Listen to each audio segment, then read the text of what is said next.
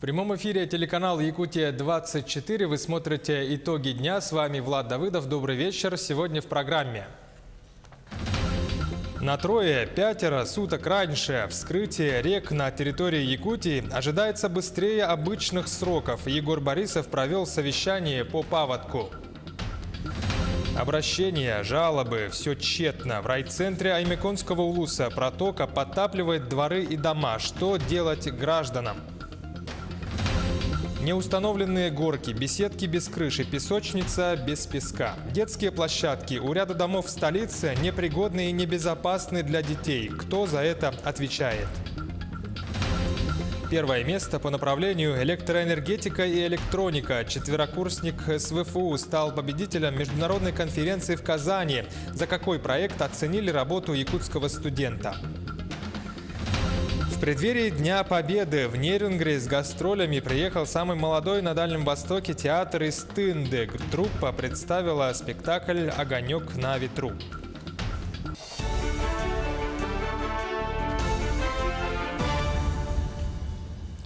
Вскрытие рек на территории Якутии ожидается на трое-пятеро суток раньше обычных сроков. Об этом сообщил Егор Борисов на совещании по паводку. В районе Ленска вскрытие реки Лена ожидают 8-10 мая, что на четверо-шестеро суток раньше. А в районе Якутска Лена вскроется 14-16 мая. Самое позднее в районе поселка Сангар 19-21 мая. Наиболее вероятно формирование заторов в пределах Ленского, Алекминского, Хангаласского, Намского районов и пригородов столицы. Ну а на северных реках сохраняется зимний режим, отмечается незначительное поднятие уровня воды.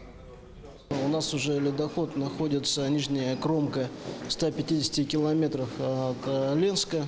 Две группы уже работают оперативных, одна в Ленске, одна выехала в Алдан. Соответственно, в части прохождения паводка все мероприятия в части ослабления льда проведены, они закончены сегодня на Колыме, и мы это говорим о том, что 100% работы выполнены. Тем временем транспортники Ленска готовятся спасать от паводка 353 автомобиля и почти 400 прицепов. Именно столько единиц техники на балансе двух автобаз. Пошагово знать алгоритм действий при чрезвычайной ситуации на производстве обязан каждый сотрудник. Сюжет Олеси Васевой. Вот у нас на случай паводка сирена, вот видите сирену, включаем.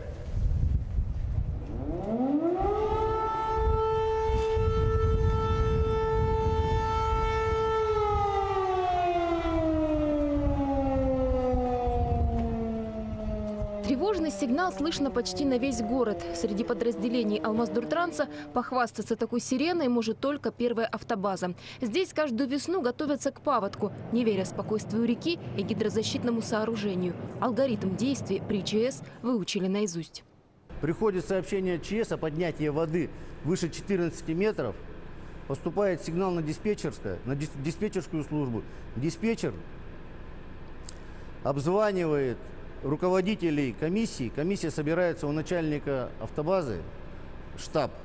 И начинаются действия, которые согласно плану идут. Потому что река непредсказуемая.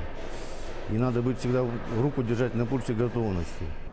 Первыми реагируют на сообщения о начале эвакуации нештатные аварийные бригады.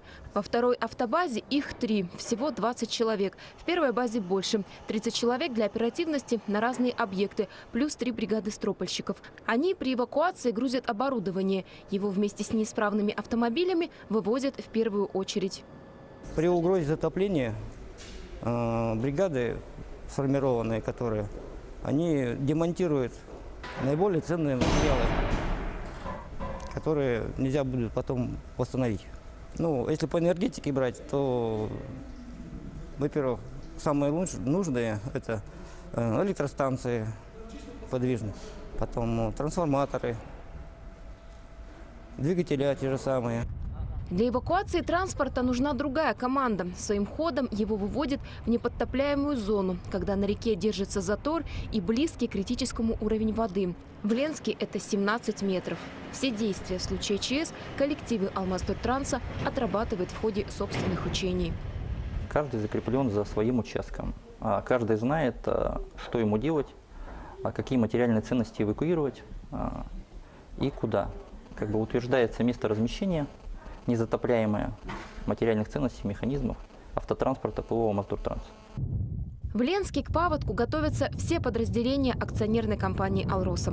Если паводок пойдет по экстремальному сценарию, это поможет избежать больших потерь. Олеся Васева, Сергей Частный, телеканал «Алмазный край». Ну а в райцентре Аймяконского улуса протока подтапливает дворы и дома. Обращения, жалобы – все тщетно. Что делать гражданам в ситуации, разбирался Артур Старостин из Устнеры. Семья Кочуковых в майские праздники безуспешно боролись с ликвидацией последствий зимних разливов. Но 4 дня выходных ничего не делали.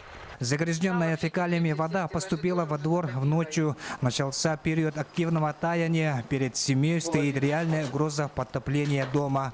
Вот это результат бесхозяйственности, я считаю, администрации поселка Уснера. Я здесь прожил 40 лет. Это не наводнение, это всего лишь 40 лет обещаний, что прочистят протоку. Протока в центре поселка, куда стекаются горные ручьи, переполнена сточными и фекальными водами. Подтапливается, подворье, страдают жильцы, проживающие на советских переулках. Надо прочистить трубу, туда ничего не уходит. И сейчас все сливается здесь. Вот, пожалуйста, невозможно пройти. И это же все фекальные воды, это же не просто вода. Там нужно сделать небольшую хоть оттаечку, и все бы уходило потихонечку.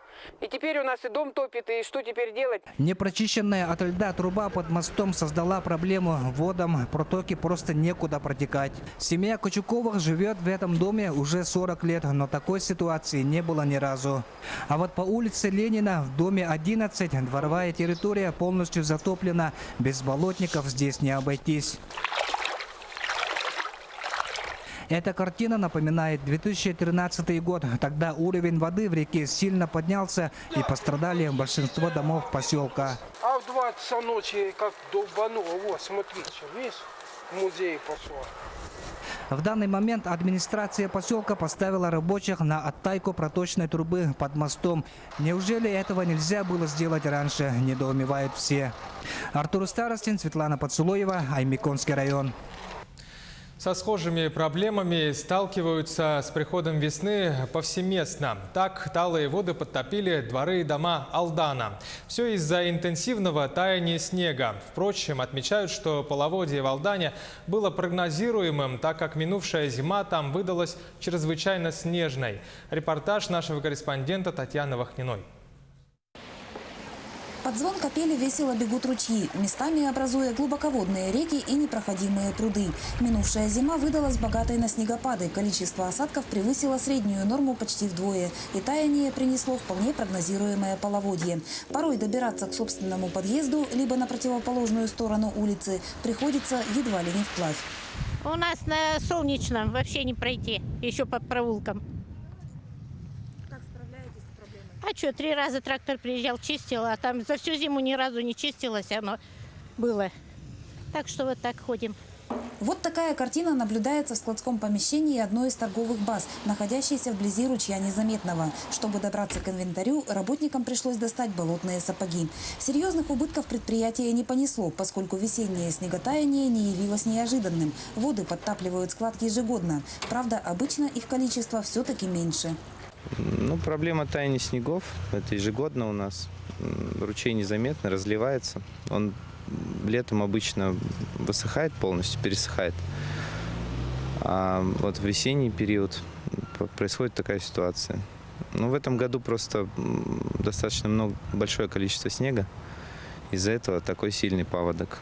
Местность Алдана гористая, и от половодья в основном страдают улицы и здания, располагающиеся в низинах. Ситуация осложняется тем, что не всюду есть сточные канавы. Татьяна Вахнина, Сергей Шипачев, Алдан.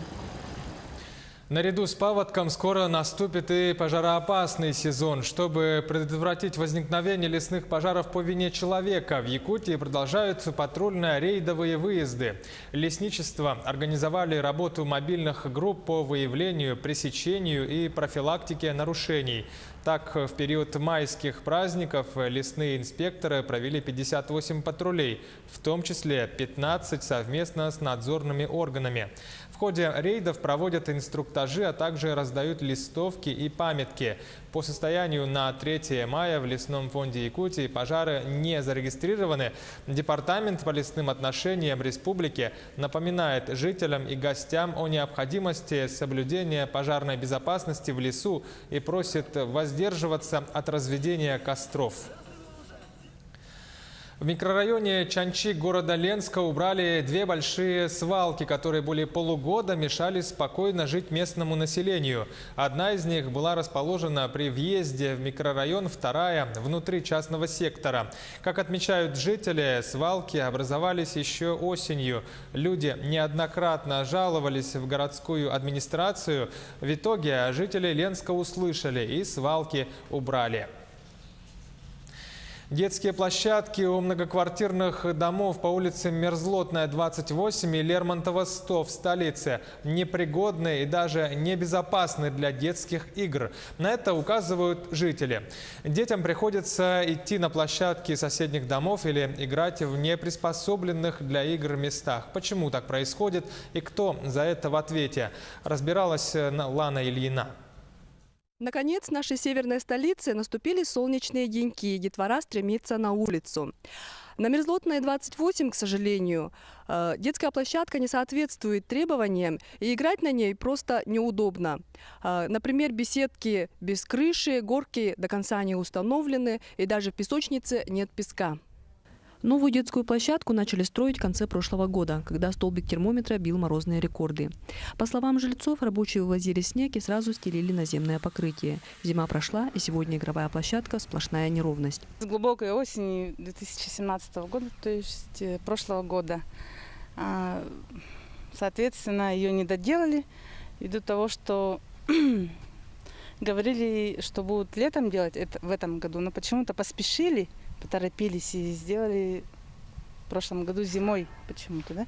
Вот как видите, постелили неровно, все криво, качелей нету, горки нету, соответственно, дети как могут играть. Площадку строили по программе формирования комфортной городской среды. Деньги поступили только в конце прошлого лета. Средства нужно было освоить до конца года, поэтому обустройством игровой зоны занялись зимой. Главное освоить, а дальше будь что будет, возмущаются жильцы. Организация подрядчик приступит к завершению уже работ и устранению тех недоделок, которые были допущены в предыдущем году. Об искусственном покрытии только мечтает на Лермонтова 100. Игровая площадка небольшая, абсолютно не предназначена для детей. Кто недовольны этой площадки, потому что торчат вот эти глыбы цемента.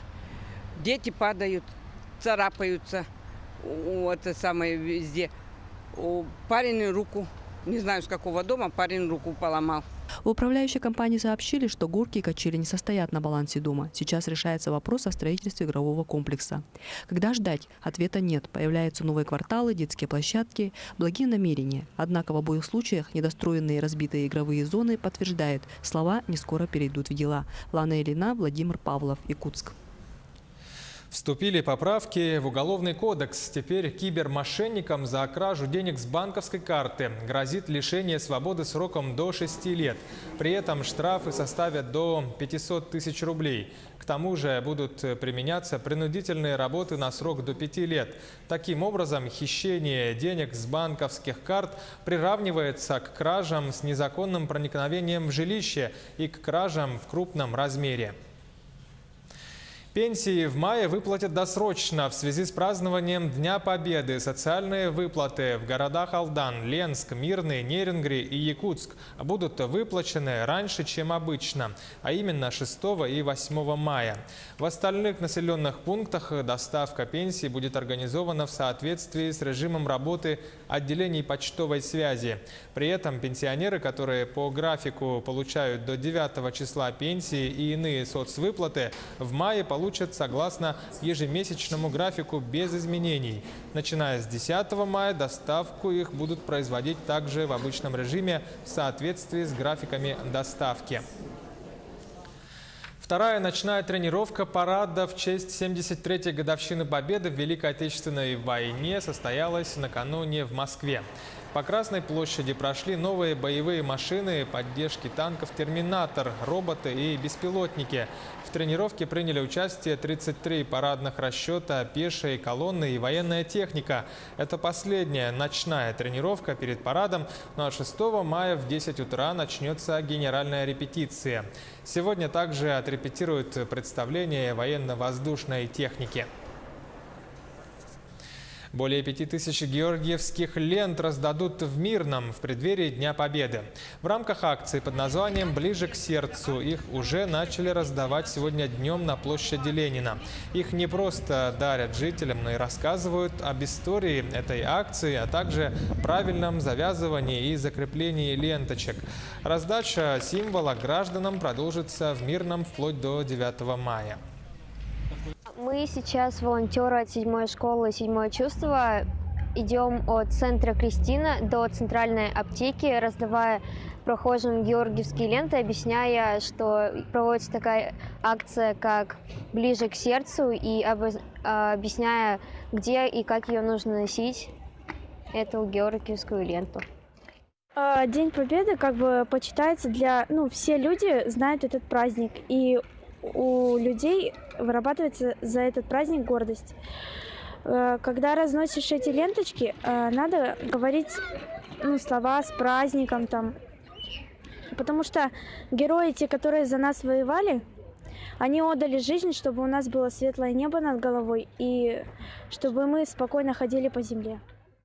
Но в Нерюнгри в преддверии Дня Победы с гастролями приехал самый молодой на Дальнем Востоке театр из Тынды. Труппа представила спектакль по пьесе Татьяны Макарской под названием «Огонек на ветру». Выступление гостей оценила и наша съемочная группа в Нерюнгри. В основе спектакля лежит сложная судьба женщин и детей во времена войны. Небольшой рассказ приводит в ужас. У одной из героинь на глазах разгромлен дом, в котором погибли все, а самое главное – погиб младенец. В годы войны мы не были никто, мы же молодое поколение все равно. И поэтому, чтобы вжиться в эти образы, мы стараемся настроить себя. У нас у всех есть дедушки, у нас есть у всех, мы связаны с войной. У меня мой дедушка служил и воевал. Поэтому я знаю эти истории, как тяжело жилось людям в то время. В спектакле гармонично сочетаются лирические воспоминания героев и воспоминания от ужасов войны. На сцене была реалистично воссоздана атмосфера тех времен. Задействована театральная труппа из 5 человек, и каждый актер знает свое дело. Данным произведением мы хотели превознести людей, которые готовы идти на самопожертвование ради спасения других.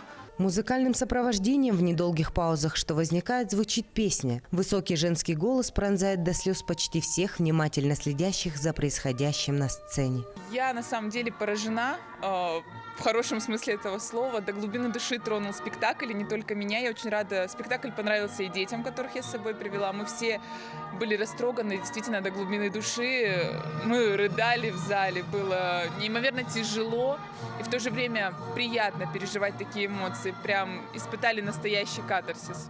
Спектакль удался на всех уровнях. Актерская игра бесконечно прекрасна. Как показала практика, драматургия не оставляет равнодушных, приковывая зрителя с первых секунд до последнего момента. Александра Цыбикова, Аял Амосов, Нерюнгри. Сейчас короткая минутная реклама. Оставайтесь с нами и смотрите во второй половине итогов дня. Первое место по направлению электроэнергетика и электроника. Четверокурсник из СВФУ стал победителем международной конференции в Казани. За какой проект оценили работу якутского студента. В рамках акции «Весенняя неделя добра» ветеринарные врачи Алданского района будут обслуживать собак, поводырей, инвалидов бесплатно. Народный художник Якутии Косторез Георгий Родионов получил государственную награду. В гостях у мастера побывала наш корреспондент. В прямом эфире Якутия-24 мы продолжаем выпуск «Итоги дня». Наблюдательный совет компании «Алроса» дал рекомендации по дивидендам за 2017 год на уровне 5 рублей 24 копеек на акцию. Всего на дивиденды рекомендовано направить чуть более 38,5 миллиардов рублей. Это составляет 50% чистой прибыли компании.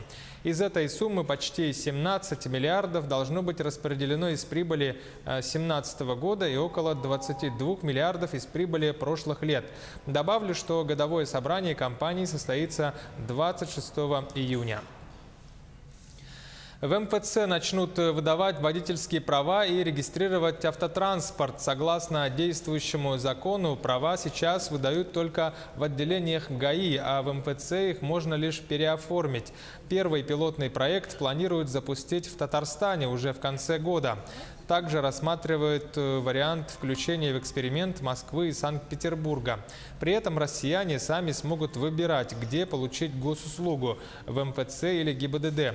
Эксперты отмечают, что нововведение облегчит процедуру получения документов данного типа и сократит очереди.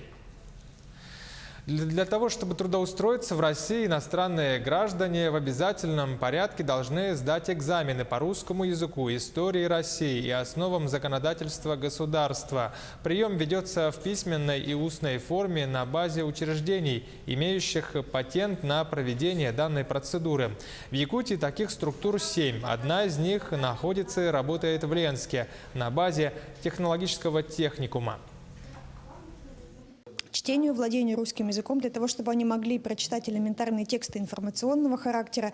По истории России также они должны показать знания основных фактов исторических Российской Федерации. И также тест по основам законодательства, где тоже основы гражданского, правового, трудового законодательства они должны знать.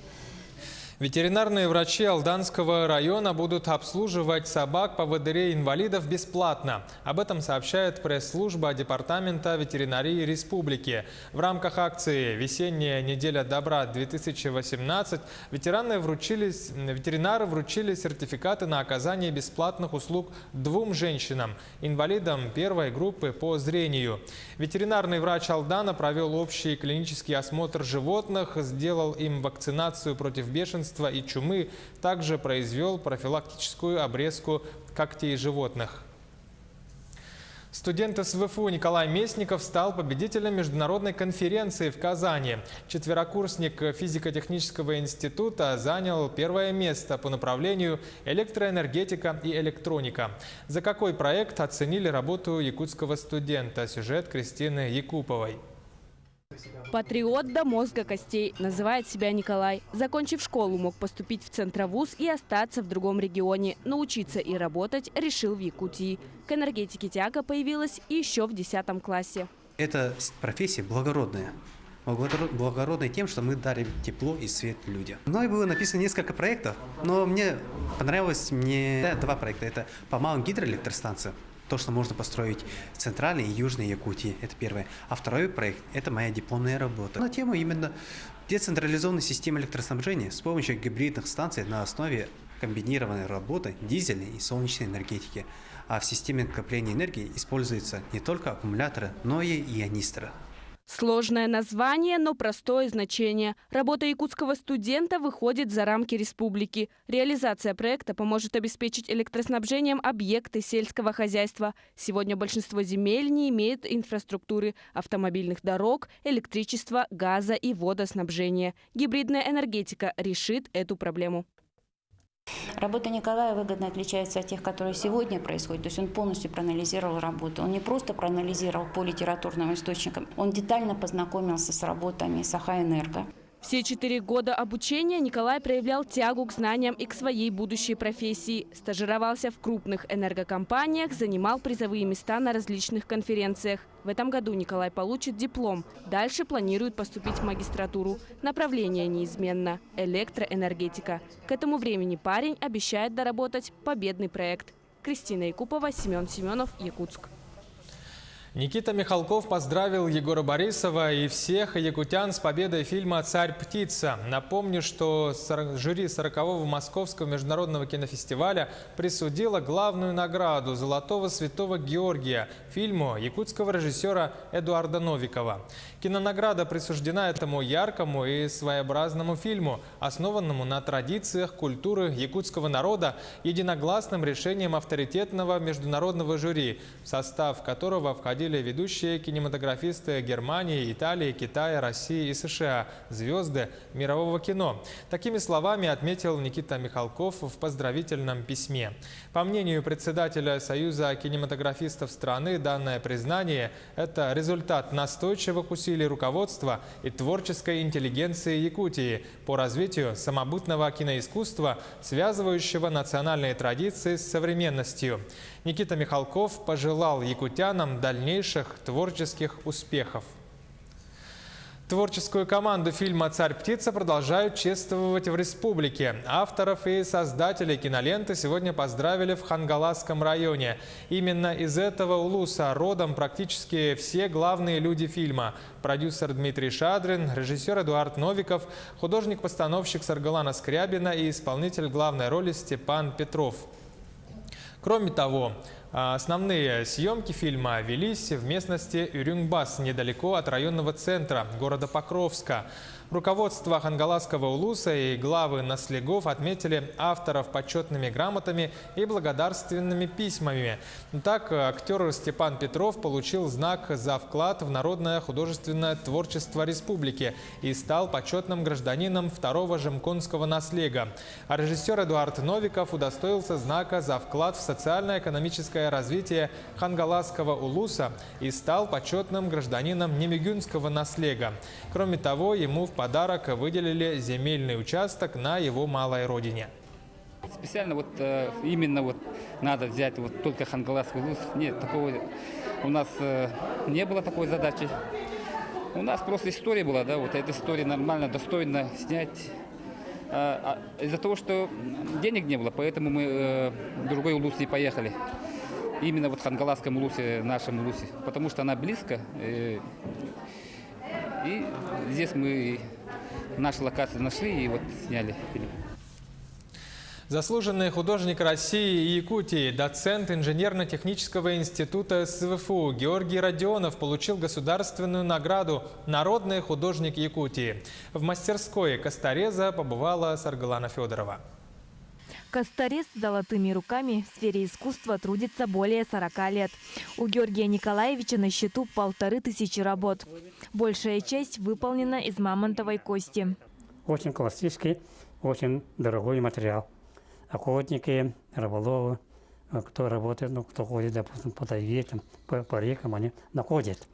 И они предлагают мне, я их покупаю. Этот материал на земле лежал примерно 10 тысяч лет минимум. Мамонтовая кость очень капризная. С сырым материалом не работают. Покрывают лаком, эмалевой или масляной краской. И выдерживают порядка 5-10 лет, пока кость не высохнет. И только потом приступают к работе. Если не покрыть лаком, то кость трескается. Мастер придает форму кости с помощью инструментов. Приоритет – ручной работе. Сегодня художник работает с небольшими фигурами. Георгий Николаевич изображает животный мир. Для создания больших композиций, признается художник, не хватает материала. Надо как-то договариваться, как-то надо найти программу, цельную программу, да, концессию. Именно наших художников, Косторезов, именно обеспечили материалом. Творческая работа я оставляю пока себе. Через 10 лет, через 15, через 20 лет у нас будет музей Олонко. Там будут все, допустим, виды. В коллекции есть изделия из серебра и золота, металла и дерева. Художник создает из мамонтовой кости и рельефные портреты. Георгий Николаевич не только мастер по резьбе, но и мастер спорта по бегу. Каждое утро начинает с 10-километровой пробежки. И все это совмещает с преподаванием в университете. Обучает студентов архитектуре и проектированию. Делаем макет часовни, которые существуют. Я выбрал часовню Александра II в городе Новосвободный. И пока я только чертеж сделал. Художник через 2 года к 75-летнему юбилею планирует организовать персональную экспозицию. А сейчас готовится к выставке художников Дальнего Востока, которая пройдет этой осенью. Саргалана Федорова, Георгий Григорьев, Якутск. Таковы итоги дня. Смотрите Якутию 24 и будьте в курсе. До встречи.